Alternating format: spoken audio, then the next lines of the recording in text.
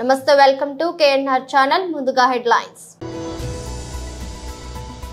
Simhagiri Sanjeevani hospitals ప్రారంభించిన MLA Ramesh Babu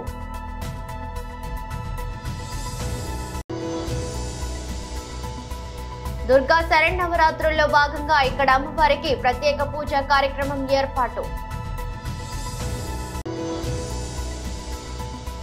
నేడు ప్రతి దేశానికి ఒకే ఒక లక్ష్యం ఉంది అభివృద్ధి చెందిన భారతదేశం పీఎం నరేంద్ర మోదీ బంగ్లాదేశ్ పై గెలుపుతో చరిత్ర సృష్టించిన టీమిండియా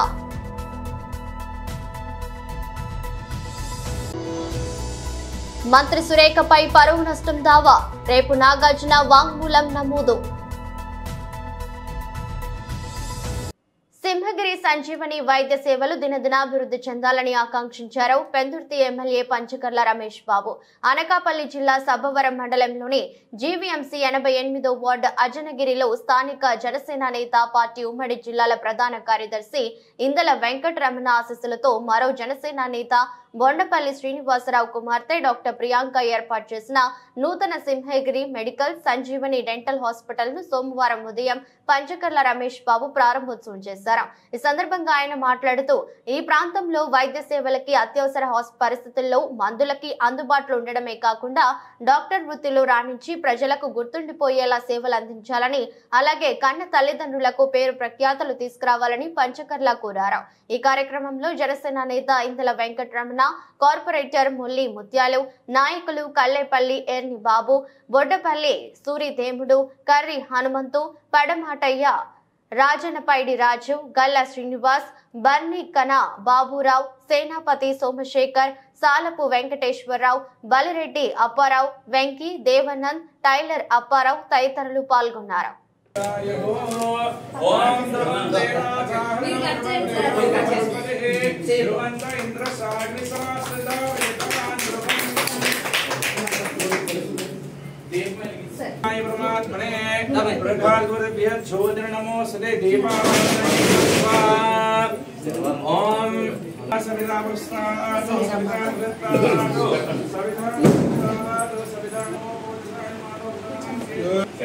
అలా అలా సార్ స్వామి స్వామి చిన్న సైడ్ అలా కదా అలా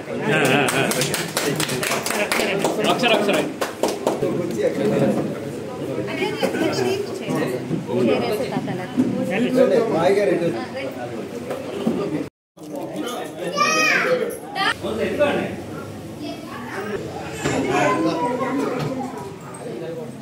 అదే ప్యాకింగ్లో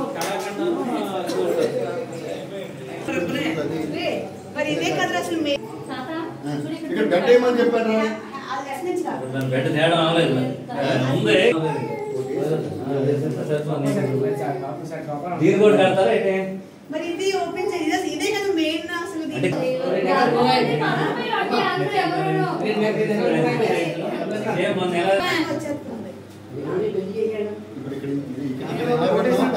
ఇలా పెట్టవచ్చు కదా ఆయన వెలిగించినంత టైం ఉండకపోవచ్చు.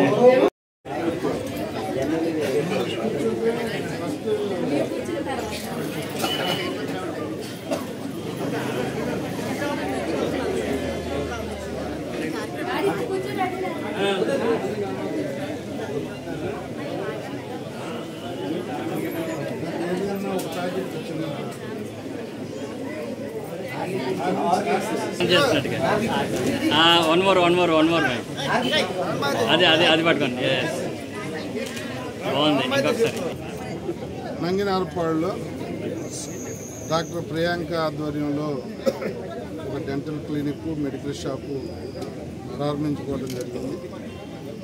ఈ ప్రాంతంలో సేవలు అందించాలని సర్వీస్కి సిటీ దూరంగా ఉన్నప్పటికీ కూడా ఇక్కడ స్థానికంగా ఉన్న వాళ్ళకి మంచి సర్వీస్ ఇవ్వాలని చెప్పి ఒక మంచి ఆలోచనతో అంటే ఒక డాక్టర్గా ప్రాక్టీసు సిటీలో చాలా బాగా ఉన్నప్పటికీ కూడా ఒక సేవా దృక్పథం ఇక్కడ క్లినిక్ ఓపెన్ చేయడం అభినందనీయం.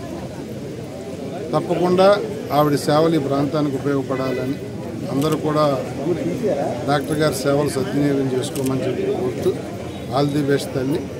మంచి డాక్టర్గా మంచి సేవకురాలుగా గుర్తింపు తెచ్చుకుని 10 మందికి ఉపయోగపడాలని చెప్పి మనస్ఫూర్తిగా ఆకాంక్షిస్తూ భగవంతుడి ఆశీస్సులు కూడా మీ అందరికీ ఉండాలని చెప్పుకుంటూ ఆర్థిక త్రివిధ దళాల్లో ఉద్యోగ శిక్షణే కాకుండా ఆధ్యాత్మికగా కూడా తనదైన పేరు ప్రఖ్యాతలతో ముందుకు సాగుతుంది రేంజర్స్ డిఫెన్స్ అకాడమీ. సబ్బవరం మండలం హెడ్ క్వార్టర్ పాత సబ్బవరం వద్ద ఉన్న రేంజర్స్ డిఫెన్స్ అకాడమీలో దుర్గా శరన్నవరాత్రుల్లో భాగంగా ఇక్కడ అమ్మవారికి ప్రత్యేక పూజ కార్యక్రమం ఏర్పాటు చేసి సబ్బవరంలో ఉన్న భవానీ భక్తులను ఆహ్వానించారు. ఇప్పటి వరకు ఉద్యోగ విజయ అవకాశాలపై శిక్షణ, విద్యార్థుల క్రమశిక్షణ తదితర అంశాలే బోధిస్తున్న రేంజర్స్ డిఫెన్స్ అకాడమీలో భక్తి భావాన్ని పెంపొందించే దిశగా దుర్గా నవరాత్రి శరన్నవరాత్రి ఉత్సవాలు చేయడం ప్రత్యేక ఆకర్షణగా నిలిచిందని మండల తెలుగుదేశం పార్టీ అధ్యక్షుడు మిడతాడు మహాలక్ష్మి నాయుడు అన్నారు. స్థానికుడైన రేంజర్స్ డిఫెన్స్ అకాడమీ కరెస్పాండెంట్ పోతల సత్యనారాయణ తన స్వశక్తి మీద నిలబడి ఒక చిన్న ఉద్యోగిగా ప్రస్థానం ప్రారంభించి నేడు తన స్వయం కృషితో ఒక డిఫెన్స్ అకాడమీ స్థాపించి పేద విద్యార్థులకు ఉచితంగా చదివించడం అభినందనీయమన్నారు. ఈ కార్యక్రమంలో బంగారమ్మ తల్లి భక్త బృందం, గురుస్వామి, సింగంపల్లి వెంకట్రావు బృందం, రేంజర్స్ డిఫెన్స్ అకాడమీ సిబ్బంది, తాండ్ర సూర్యప్రకాష్, విద్యార్థులు తదితరులు పాల్గొన్నారు.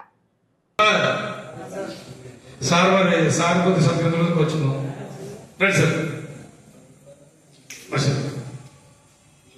ఎందుకంటే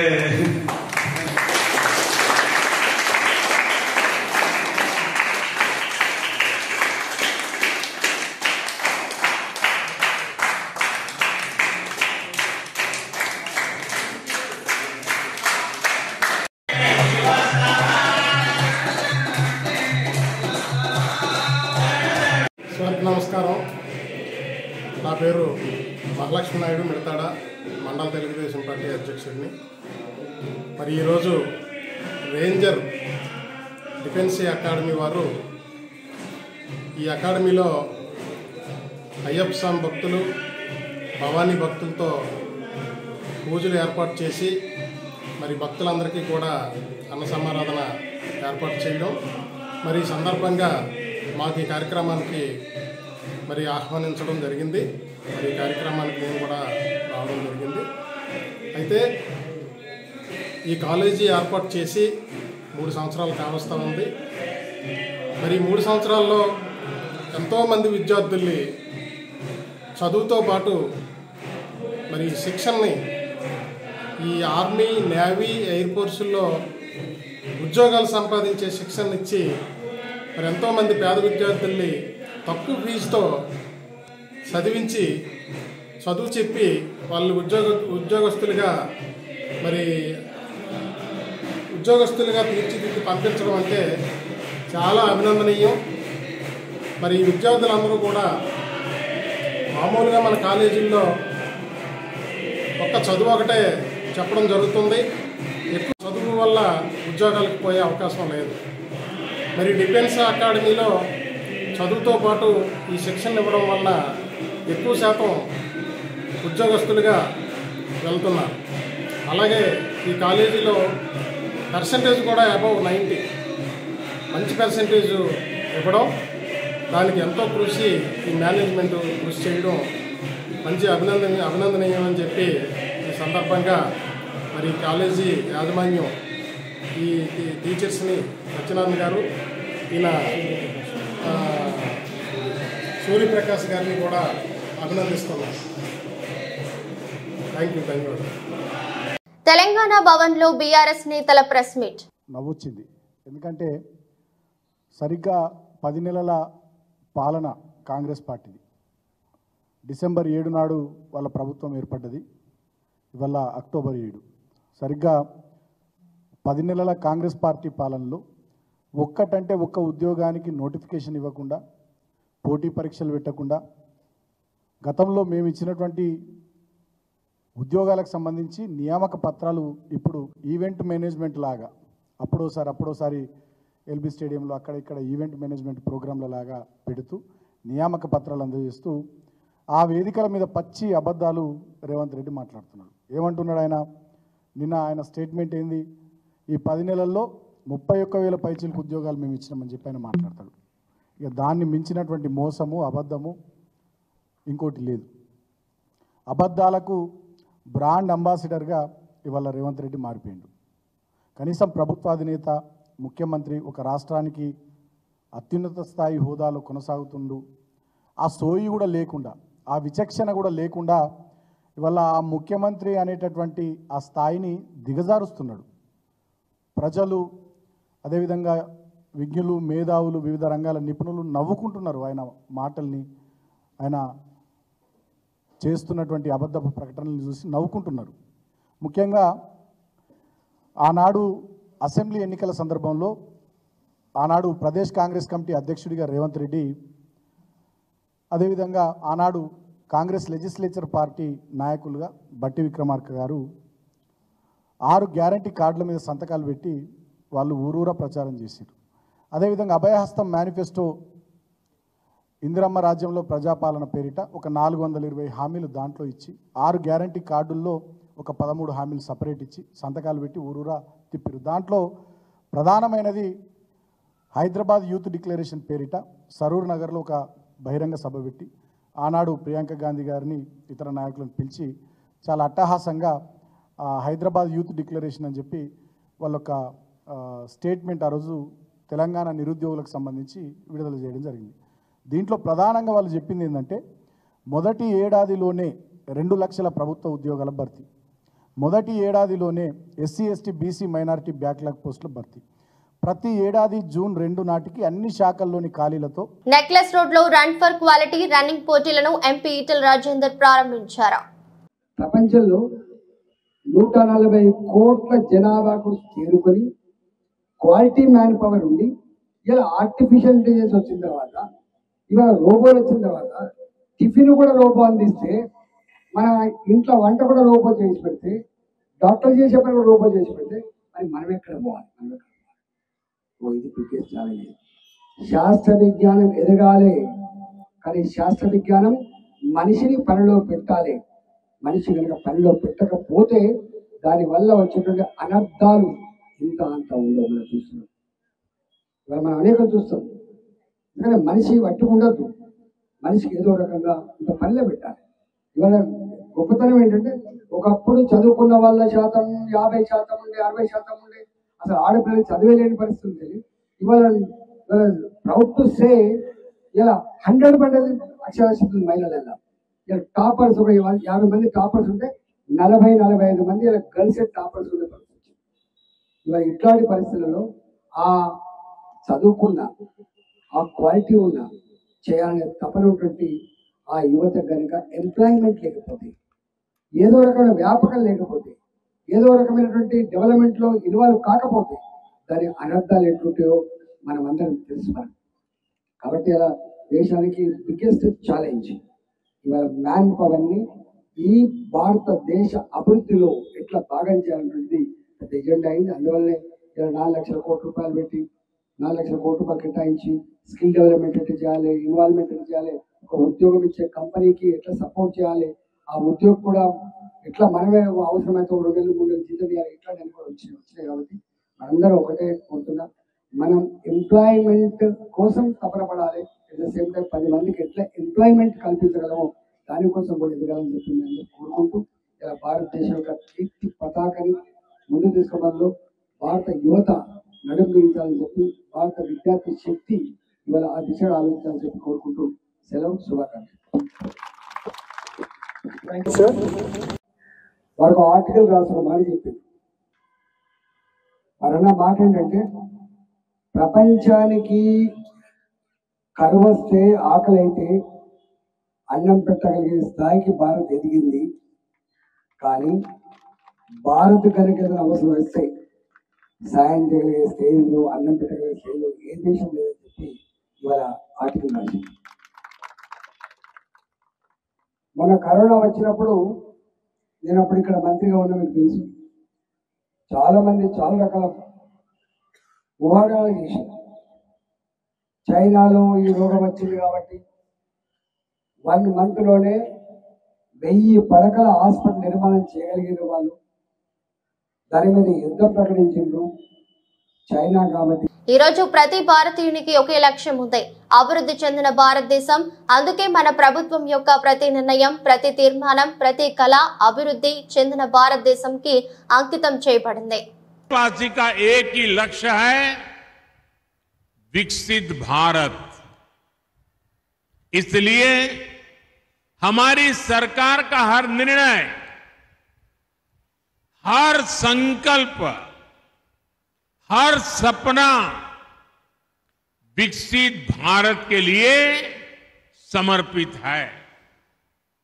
इस लक्ष्य की प्राप्ति के लिए हमें मुंबई, ठाणे जैसे शहरों को फ्यूचर रेडी बनाना है, लेकिन इसके लिए हमें डबल मेहनत करनी पड़ रही है, क्योंकि हमें विकास भी करना है और कांग्रेस सरकारों के गड्ढों को भी भरना है। आप याद करिए, कांग्रेस और उसके सहयोगी मुंबई, ठाणे जैसे शहरों को किस तरफ लेकर जा रहे थे। शहर की आबादी बढ़ रही थी, ट्रैफिक बढ़ रहा था, लेकिन समाधान कोई नहीं था। मुंबई शहर देश की आर्थिक राजधानी, उसके थमने, ठप होने की आशंकाएं जताई जाने लगी थी। हमारी सरकार ने इस स्थिति को बदलने का प्रयास किया है। आज मुंबई महानगर में लगभग 300 किलोमीटर का मेट्रो नेटवर्क तैयार हो रहा है। आज मरीन ड्राइव से बांद्रा तक का सफर कोस्टल रोड से 12 मिनट में पूरा हो रहा है। अटल सेतु ने दक्षिण मुंबई और नवी मुंबई के बीच उस दूरी को भी कम कर दिया है। ऑरेंज गेट से मरीन ड्राइव भूमिगत टनल प्रोजेक्ट में तेजी आई है। ऐसे कितने ही प्रोजेक्ट हैं जो मैं गिनता जाऊं तो लंबा समय निकल जाएगा। वर्सोवा से Bandra sea bridge project, eastern freeway, Thane Borivali tunnel, Thane circular metro rail project, ऐसे प्रोजेक्ट से इन शहरों की तस्वीर बदल रही है। इसका बहुत बड़ा फायदा मुंबई के लोगों को होगा। इनसे मुंबई और आसपास के शहरों में मुश्किलें कम होगी। यहां रोजगार के नए मौके बनेंगे, यहां उद्योग धंधे बढ़ेंगे। గ్వాలియర్లోని new Madhavrao Scindia cricket stadium వేదికగా ఆదివారం రాత్రి జరిగిన తొలి టీ20 మ్యాచ్లో బంగ్లాదేశ్ పై భారత్ ఘన విజయం సాధించింది. బంగ్లా నిర్దేశించిన 128 పరుగుల లక్ష్యాన్ని భారత బ్యాటర్లు సునాయాసంగా ఛేదించారు. చేతిలో 7 వికెట్లు మిగిలి ఉండగానే విజయం సాధించి 3 మ్యాచ్ల సిరీస్ లో 1-0తో భారత్ ముందంజలో నిలిచింది. కాగా 128 పరుగుల లక్ష్య ఛేదనలో భారత బ్యాటర్లు దూకుడుగా ఆడారు. ఓపెనర్లు సంజు శాంసన్, అభిషేక్ శర్మ మొదలుకొని హార్దిక్ పాండ్యా వరకు అందరూ తక్కువ బంతుల్లో ఎక్కువ పరుగులు రాబట్టారు. ఈ క్రమంలో 128 పరుగుల లక్ష్యాన్ని భారత్ కేవలం 11.5 ఓవర్లలోనే చేతిలో 7 వికెట్లు మిగిలి ఉండగానే ఛేదించింది. దీంతో టీమిండియా ఒక చారిత్రాత్మక రికార్డును నెలకొల్పింది. ఏకంగా మరో 49 బంతులు మిగిలి ఉండగానే భారత్ విజయం సాధించింది. దీంతో టీ20లో 100 పరుగులకు పైగా లక్ష్యాన్ని అత్యధిక బంతులు మిగిలి ఉండగానే గెలుపొందిన మ్యాచ్ గా ఈ విజయం నిలిచింది. 2016లో జింబాబ్వేపై 100 పరుగుల లక్ష్యాన్ని భారత్ 41 బంతులు మిగిలి ఉండగా ఛేదించింది. తాజాగా బంగ్లాదేశ్ పై దానిని అధిగమించింది. పొంగనూరులో చనిపోయిన చిన్నారి కుటుంబానికి సీఎం భరోసా ఇచ్చారు. చిన్నారి తండ్రిని ఫోన్లో పరామర్శించారు. అజ్మతుల్లా నుంచి వివరాలు అడిగి తెలుసుకున్నారు. దోషులను కఠినంగా శిక్షించేలా చర్యలు తీసుకుంటామని సీఎం హామీ ఇచ్చారు. సార్ నమస్తే సార్. నేను పాప ఫాదర్ని సార్. అవును సార్, ఇది చాలా బాధాకరమైన విషయం సార్. చిన్నపిల్ల ఇంటి ముందర ఆడుకుంటా ఉంటే ఈ మాదిరి జరిగింది సార్. మీ మీద మీకు తెలిసినంత వరకు ఇన్ఫర్మేషన్ ఏంటి నాకు ఒకసారి ఎక్స్ప్లెయిన్ చేయండి. మీకు తెలిసినంత వరకు సార్ ఇంటి ముందర ఆడుకుంటా ఉంటే 7:30 గంటలకు సాయంత్రం పూట ఆదివారం రోజు కనిపించకుండా అయిపోయింది సార్ మా పాప. తర్వాత పోలీసు టీములు వచ్చినారు. సిఐ శ్రీనివాసులు సార్ వచ్చి ఎస్పీ సారు అంతా స్పందించి రిపోర్ట్ తీసుకున్నారు. డే అండ్ నైట్ 3 days ఇక్కడే ఉండి పాప కోసము అంతా ప్రయత్నం చేసినారు సార్. కాకపోతే పాప 3వ రోజు 2వ తేదీ నాడు సమ్మర్ ట్యాంక్ స్టోరేజ్లో శవమై దొరికింది సార్ మాకు. తర్వాత పోలీస్ శాఖ వారు పోలీస్ పోస్ట్ మార్టంకి పోయి ఎస్పీ సారు ఆ రోజు నాకు హామీ ఇచ్చినారు సార్. నిందితుల్ని ఖచ్చితంగా పట్టుకుంటామని చెప్పినారు సార్. హామీ ఇచ్చినారు, పట్టుకున్నారని ఈరోజు టీవీలో అంతా తెలియజేసినారు సార్. మీ గవర్నమెంట్ మీద మీ మీద నమ్మకం ఉంది సార్ మాకు. వాళ్ళని ఎట్టి పరిస్థితుల్లోనూ కఠినంగా శిక్షించాలి సార్. మరియు ఇంకో మాదిరి ఈ చిన్న పిల్లల గురించి ఎవరైనా తాకాలంటే భయపడాలి సార్. ఆ విధంగా కఠినంగా శిక్షిస్తే తప్ప ప్రజల మధ్యలో జరగల సార్. ఇది వాళ్ళకి ఈ మాదిరి చేస్తే ఇంకో పిల్లల్ని ఎవరిని కూడా తాకకుండా ఉంటారు సార్. అవసరమైతే ఏం చేయాలో అన్ని చేద్దామని తప్పకుండా చేయాలి. దుర్మార్గులు వీళ్ళు. ఇలాంటి ఘోరాలు చేసే వాళ్ళని ఎట్టి పరిస్థితుల్లో ఉపేక్షించకూడదు. అవును సార్. ఏం చేయాలో చేసి చూపిద్దాం. కానీ ఏంటి కారణం ఏంటి ఏమైనా ఉన్నాయా మీ దగ్గర నుంచి? వాళ్ళకి ఏంటి ఎందుకు మరి చేశారు ఏమో తెలియదు సార్. ఆడుకుంటా ఉంటే అన్ఎక్స్పెక్టెడ్ గా అదే తీసుకొని వెళ్ళిపోయినారు సార్. మామూలు డైలీ ఆడుకునే ప్లేసే సార్. మా ఇంటి ముందరే సార్, ఎక్కడో కాదు. ఆడుకుంటా అంటే 7:30 గంటలకు అట్లా ఉన్నింది. కరెంటు కూడా 10 నిమిషాలు పోయిందంట. ఇట్లా జరిగింది సార్. రిపోర్ట్స్ కూడా వచ్చినాయి. మా పాపకు ఏమి ఎక్కడ టచ్ చేసినట్లు కానీ ఏమి అత్యాచారం చేసినట్లు అట్లంతా ఏమీ లేదు సార్. అక్కడే మా పోస్ట్ మార్టం దగ్గరే చెప్పినారు, అట్లంతా మీ పాపకు ఏమి టచ్ చేయలేదు. కాకపోతే మెయిన్ రిపోర్ట్స్ వచ్చిన తర్వాత మేము మీకు అందజేస్తామని ఎస్పీ సారు చెప్పినారు సార్. అదే మనం పట్టుకున్నాము, మనవాడు కూడా చెప్పారు నాకు, పట్టుకున్నాం అని చెప్పారు, యాక్షన్ తీసుకున్నారు, అవన్నీ ఉన్నాయి. మీకేమైనా సందేహం ఉందా మీ వర్షన్ లో? చెప్పినాం సార్. అన్ని డీటెయిల్స్ అన్ని పోలీస్ శాఖకు అందజేసినాం సార్. మా తరఫున డీటెయిల్స్, డౌట్లు ఉండే వాళ్ళు ప్రతి ఒక్కరు ఫోన్ నెంబర్లు, డీటెయిల్స్ అన్ని ఇచ్చినాం సార్. మన తరపు నుంచి గట్టిగా అన్ని ఇస్తే దానిపైన ఏం చేయాలో లాజికల్ గా తీసుకుపోదాం. ఇచ్చినాం సార్, ప్రతి ఒక్కటి ఇచ్చినాము. సిఐ శ్రీనివాసులు సారు బాగా ప్రయత్నం చేసినారు. మా వెంటే ఉండి 24 గంటలు సహకారం అందించి ఎస్పీ సారు, డిఎస్పీ సార్లు, ప్రతి ఒక్క పోలీస్ శాఖ మాత్రము ప్రతి ఒక్కరూ ఫుల్గా రెస్పాండ్ అయ్యి బాగా ఇది చేసినారు సార్. బాబన్న గారు ఇక్కడే వచ్చి రావడము, మాట్లాడడము, పోవడము అంతా చేసినారు సార్. అవును, వచ్చినారు సార్ ఇక్కడ. అవును సార్, ఇంకోసారి ఇట్లాంటి పనులు చేయాలంటే భయం ఉండాలి సార్. ఆ విధంగా శిక్షించాల మీరు. తన కుటుంబ వ్యవహారంలో మంత్రి కొండా సురేఖ చేసిన వ్యాఖ్యలపై హీరో అక్కినేని నాగార్జున దాఖలు చేసిన పరువు నష్టం పిటిషన్ ను నాంపల్లి కోర్టు ఇవాళ విచారించింది. నాగ్ తరపున ఆయన న్యాయవాది వాదనలు వినిపించారు. అనంతరం పిటిషనర్ నాగార్జున వాంగ్మూలాన్ని మంగళవారం రికార్డు చేస్తామని న్యాయస్థానం తెలిపింది. దీంతో రేపు ఆయన కోర్టులో హాజరు కానున్నారు. నాగ్ తో పాటు సాక్షుల వాంగ్మూలాలను కూడా నమోదు చేయాలని ఆయన తరపు న్యాయవాది కోర్టును కోరారు. తదుపరి విచారణను న్యాయస్థానం రేపటికి వాయిదా వేసింది. ఇదిలా ఉంటే సమంత, నాగ చైతన్య విడాకులపై మంత్రి కొండా సురేఖ చేసిన వ్యాఖ్యలు ప్రకంపనలు సృష్టించిన విషయం తెలిసిందే. మంత్రి వ్యాఖ్యలు తమ కుటుంబ పరువుకు భంగం కలిగించాయని, ఆమెపై క్రిమినల్ చర్యలు తీసుకోవాలని నాగార్జున నాంపల్లి కోర్టును ఆశ్రయించారు. ఈ నేపథ్యంలోనే గత గురువారం మంత్రి సురేఖపై పరువు నష్టం దావా వేశారు. 70వ వన్యప్రాణుల వారోత్సవాల్లో గౌరవనీయులు ఉప ముఖ్యమంత్రి, అటవీ శాఖ మంత్రి శ్రీ పవన్ కళ్యాణ్ ప్రసంగించారు. మన తల్లిదండ్రులు తపన పడితే ఎవరి కోసం తపన పడతారు? బిడ్డలు బాగుండాలి తపన పడతారు. ప్రభుత్వాన్ని ఎవరైనా సరే పెద్దలు వాళ్ళ ప్రభుత్వం ఒక స్థాయికి వచ్చాక అందరూ బాగుండాలని కోరుకుంటాం. అందరిలాగే నేను కూడా నా ఇంట్లో బిడ్డలే బాగుండాలని కాదు, అందరి బిడ్డలు బాగుండాలని కోరుకుంటాను. ఎలా బాగుండాలి దానికి? మీరు పర్యావరణం చాలా కీలకమైనది. నాకు చిన్నప్పుడు ఎలా అనిపించేది అంటే స్కూల్లో చెట్లు ఉండేవి కావు సరిగ్గా. ఉన్న చెట్లని పిల్లలంతా కొమ్మలుగా కానుగ చెట్లు ఉండే, కానుగ చెట్లు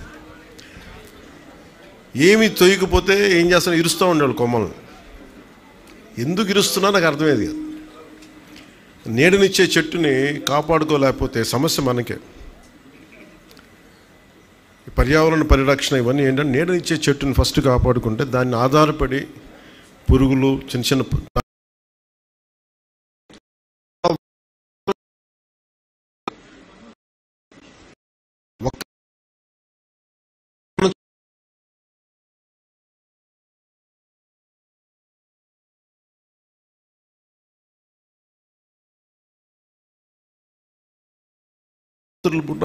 మొక్కల దగ్గరికి వెళ్ళి కొయ్యొద్దని, మొక్కలు నిద్రపోతాయని. ఒక పిడివాదం ఉంటుంది మనకి, మొక్కలు నిద్రపోతాయి, గొరక పెడతాయి, పిచ్చి ఒక ఏమంటుందని మనకి ఒక మొండివాదం వస్తుంది మనందరికీ. జగదీష్ చంద్రబోస్ వరకు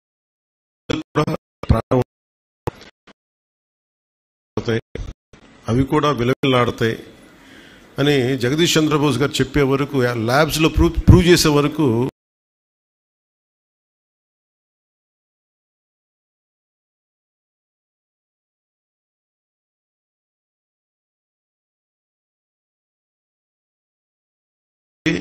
దానికి సైంటిఫిక్గా వాళ్ళు చెప్పలేకపోవచ్చు, కానీ సైంటిఫిక్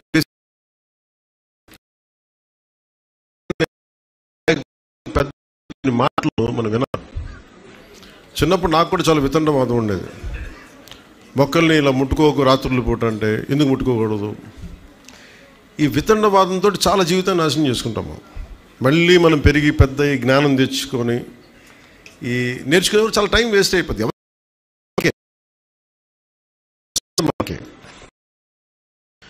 ముఖ్యంగా మీకు మన తల్లిదండ్రులు ఎవరైనా సరే మనకి చదువులు చదివించవచ్చు, డబ్బులు ఇవ్వచ్చు, కానీ మన అందరం ఆధారపడేది నీరు, శుద్ధమైన గాలి, స్వచ్ఛమైన గాలి, కనీసం కలుషితం లేని పరిసరాలు, ఇవి కనీసం మనకి. మీరు ఊహించుకోండి, మీరు అందరూ ప్రపంచవ్యాప్త పెద్దోళ్ళు అయిపోవచ్చు, గొప్పవాళ్ళు అయిపోవచ్చు, కానీ మీరు ఎన్ని గొప్ప కార్యాలు సాధించాలనుకున్నా కానీ ప్రకృతి మటుకు సరిగ్గా లేకపోతే మనం ఏం చేయలేం. సో పర్యావరణం అనేది చాలా కీలకం. అలాంటి పర్యావరణానికి మూలాధారం మనకి కనీసం ఉండే వృక్షాలు, చిన్న మొక్కలు. ఒకసారి నేను ఇప్పుడు సౌత్ ఆఫ్రికాలో ఒక ప్రాంతానికి వెళ్ళినప్పుడు నాతో పాటు వచ్చిన డ్రైవర్ ఎక్కడో ఒక చాలా బీడు భూమి, అంటే అసలు ఎడారంటే ఎడారు, ఇక్కడ చిన్న ఇంతంత మొక్క తప్ప ఏమి ఉండదు అక్కడ. వార్తలు ముగించే ముందు మరోసారి హెడ్లైన్స్. సింహగిరి సంజీవని హాస్పిటల్స్ ప్రారంభించిన ఎమ్మెల్యే రమేష్ బాబు.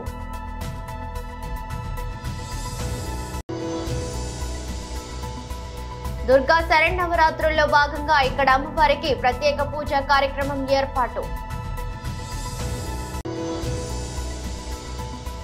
నేడు ప్రతి దేశానికి ఒకే ఒక లక్ష్యం ఉంది, అభివృద్ధి చెందిన భారతదేశం, పీఎం నరేంద్ర మోదీ. బంగ్లాదేశ్ పై గెలుపుతో చరిత్ర సృష్టించిన టీమిండియా.